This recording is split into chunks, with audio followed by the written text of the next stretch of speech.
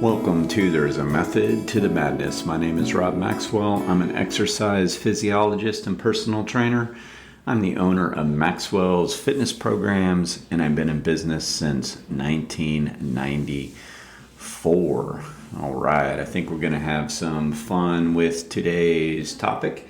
It was not a question. I didn't get any really this week. I asked for some, and nobody really had too much on their mind, so this is coming from my own head and working on my third book. It's all about working out and strength training, and I came across some stuff and I'm like, you know what? I'm going to talk about this on Friday. Before I get into that, let me thank our sponsors, Jonathan and Lyn Gildon of the Gildon Group at Realty Pros. They currently have over 275-star reviews on Zillow, and they're absolute professionals. They got quite a team. And that's pretty cool. If you need to sell your home or if you're looking for something else, please give them a shout. I will put their information in the show notes. All right, so let's talk a little bit about exercise or strength training frequency and exercise selection today. So as I'm going through writing the book, there's different parts to every book, and there's technical parts, and then there's philosophical parts. And so this one part, I'm going through some of the acute program variables, and basically that means the sets, the reps, the loads, and all that stuff. I like to outline and put out there and then explain them from there. And as I was drawing up the frequency and the exercise selection, I started thinking, I don't think enough people understand how this works. And this is a good topic to talk a little bit more about because it gets overcomplicated. All right. So let's talk a little bit about that. I think you might find this very interesting. You know, or you're probably aware that when people go to the gym, there's different styles that people talk about. You might see people that say, well, I go to the gym and I'm working chest today, I'm working back today. Or some people say, I don't really know what that means, I'm working my whole body. Or maybe you come to the gym and we're just telling you what to do because we're your trainers and you've been coming to us for a long time. And that's fine too. So you really haven't given this much thought. But there is a method to the madness on this, and all of it really works. Sometimes people can get really kind of caught up in the weeds and they're focusing on what the perfect workout plan is and all that kind of stuff. And I don't mean to be a spoiler person for you, but the bottom line is there is no perfect plan. There's a lot of good plans. There's a lot of right ways to work out. There's a few wrong ways to work out. That is if you're injuring yourself. But mostly if you're working out, you're doing the right thing. So don't get too caught up in the weeds on that. But just so you understand how split routines and doing different muscle groups and all that stuff work, let me try to explain it to you. It's not nearly as complicated as people make it out to be. All right? So we know that as we want to increase our muscle mass, all right, so we might need some more volume. Volume is the amount of reps, the exercises, and the sets. That's volume. In other words, the amount of work. That's pretty quantifiable. Now, the intensity is the load. So that's a little bit different. You can have a lot of volume with low intensity, and you can have a lot of volume with high intensity. So they're kind of two different things. All right. So we always want to try to increase our volume up to a certain point. Now, what ended up happening was in the very early days of lifting, it was, probably a lot of common sense, and there was probably also a lot of errors at the same time. And people would just be doing different exercises without a lot of thought as to what they should be doing and how much and all that. But like everything, through experience and science and education, things evolve and get a little bit better. Well, as people started learning how to work out appropriately and doing basic exercises, more exercise gets invented, right? I mean, that's just kind of like common sense. So, for example, for a while, there was nothing but free weights. Well, now comes the advent of machines. So now you have free weights and machines. All right, and I'm just using this as a very, very basic example. So now the person who was content working out a certain way now sees different exercises. They say, wow, I want to do these exercises too. So then they add that to the routine, and then this keeps going, and you can see where like you simply would run out of hours in the day to work out, nor do you really want to be spending that much time doing it anyway, right? So what ends up happening is then somebody says, well, then what if I just do these exercises on this day and these exercises on that day? You know, and because they had enough maybe knowledge to know that you can't do the same exercises 2 days in a row, or it's not best to do that. All right. So that's sort of in a very, very basic way how split routines kind of get invented. And then, of course, human nature always tends to believe, unless it's corrected, that more is better. And that's kind of how it starts too. All right. So let me first say more isn't always better. There's a huge gray area. I was talking to a physician client of mine about gray areas this morning. It takes people that are experts and people who are professionals to be able to interpret that gray area really well, because not everything in every comment and every theory is true, right? So more is better. Oh, more volume must be better. It's, well, not always for each individual, and not always all the time. So there is a gray area. So as exercise science has progressed and we've evolved, we now know how to set the rules, and we've made it pretty simple, or the science has made it pretty clear. Again, there is gray area in that, but I'm going to kind of give you the variables on this so you sort of get an idea how we think as professionals. Okay. First, let me state, research has shown over and over and over that there's not a benefit to doing a split routine over a full body, or a full body workout over a split routine. And just in case you're not completely clear as to what that means, full body means you're working all of the 10 major muscle groups in a single exercise session. A split routine means that you are breaking up the muscle groups, keeping the frequency for those muscle groups the same, but working out more days per week. And there's a lot of split routines, a lot of different ways to do it. That's the what they are. Okay, research has shown that there is not a better way. Like you would think, oh, well, the more elite are doing splits. That's not true. Now, I'm not down on splits whatsoever. I like doing them a lot because I own a gym and I have all this beautiful equipment I can use whenever I want to, and I really like to work out. So I will split things up quite often. Not always. Like this month of January, I'm in a full body routine.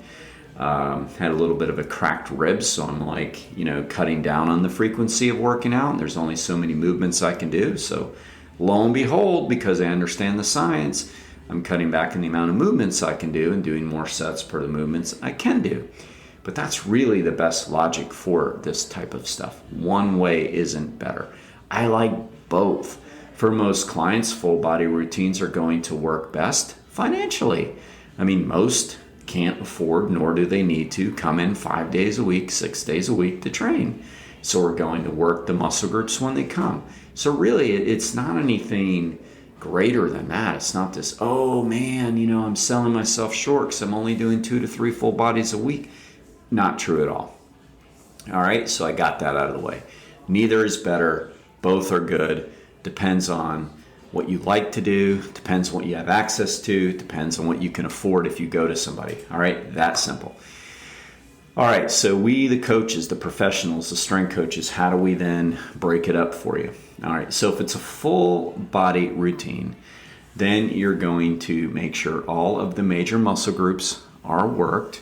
And the goal then is to do one exercise per major muscle group. It's really kind of that simple, all right? One per major muscle group. Why? You don't have time nor the energy levels to do like 30 exercises, so you can't do that. So it's going to be one per major muscle group. Now I'm just talking the exercise selection, not sets and reps and all that, all right?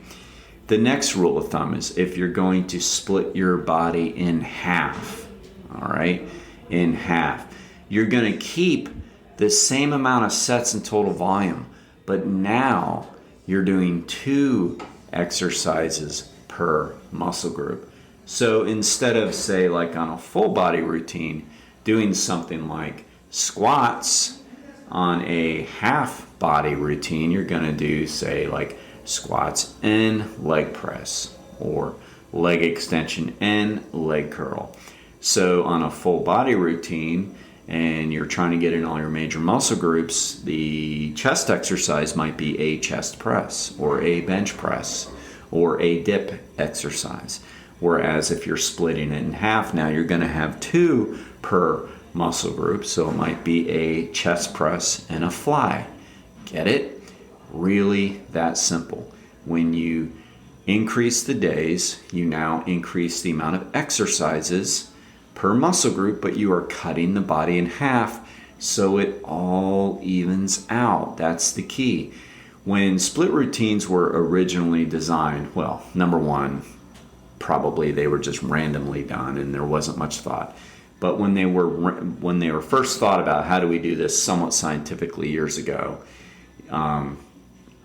it was obviously thought about, let's not just add exercise upon exercise upon exercise. There was a method to the madness, okay? And now we know even more that we should really think about having the black and white, 1 exercise for a full body, 2 for a half, that's the black and white, to set the rules and parameters first, just to give us an idea. And then naturally, the true professional, as I said, goes back and looks at the gray area and determines, yeah, we can do a 3rd chest exercise, or we're not going to add a 2nd back exercise, whatever. That's where the gray area comes in. But at least we have some rules and consistency. And as a person who loves writing workouts for people, I start with those templates and foundations. I start with that. I start with the rules. And then with the rules, I then determine as a professional, is this a black and white rule or is this a gray rule? And then I make the call because that's my job to do. All right, so then for those that like to split it up even more, you can break your body up into thirds. All right, a lot of different ways to do it. But it might look something like a chest and back day, a leg day or a lower body day, and then a shoulders and arms day. Those are the major muscle groups, okay? Or it could be something like a chest and a shoulder and a tri day, because those are all muscles that work together, basically synergistically, pushing muscles. And then it could be like a back and shoulder day. And then it could be a leg and bicep day. It doesn't matter, but splitting the body up into thirds, and then what the person would do was they would repeat that again through the week. So that entire week would be 6 days, right? So each third would get worked 2 times per week. That's a third split routine, basically. So what do you think, people? In that case, then you're simply adding a third exercise to each muscle group. So on the chest and back day, it might be 3 chest exercises and 3 back exercises. On the lower body day, it might be 3 quad exercises, 3 hamstring exercises. But we're keeping the total amount of exercises relatively the same. We're not just adding and adding and adding. We're subtracting by taking away muscle groups in that particular workout. but then we're adding in. Now, again, is this necessary? No, but it would be the way we do it if we wanted to do it that way. All right, and again, both are great. Now, some people take it out even further, and they'll do one muscle group per day. They'll literally do like Monday is chest day, as an example, and then they don't work their chest again until the following week. And you might think, well, yeah, then they add a fourth exercise. That is true, and sometimes they'll even add a fifth. But I caution against splitting that far out, because what the studies have shown is we actually atrophy after 96 hours. That's 4 days we atrophy.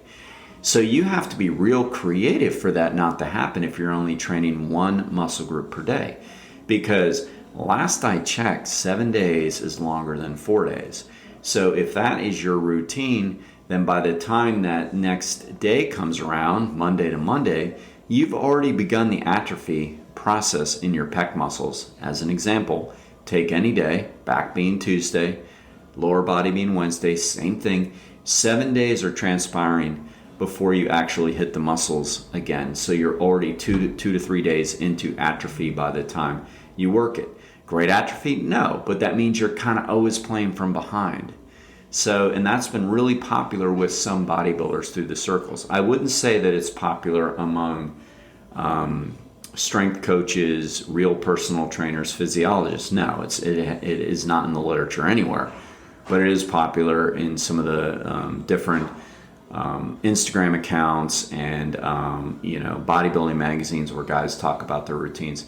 Now, I think they're trying to do that not to be lazy, of course. I mean, no, these people are really working hard. They love to work out. And it's ignorance, not stupidity, meaning they just really didn't know better. They're not physiologists. And to them, it makes a little bit of sense. So it's like, well, I really, really, really want to target a certain muscle group per day. Okay, I mean, that's great. I mean, I love the passion there.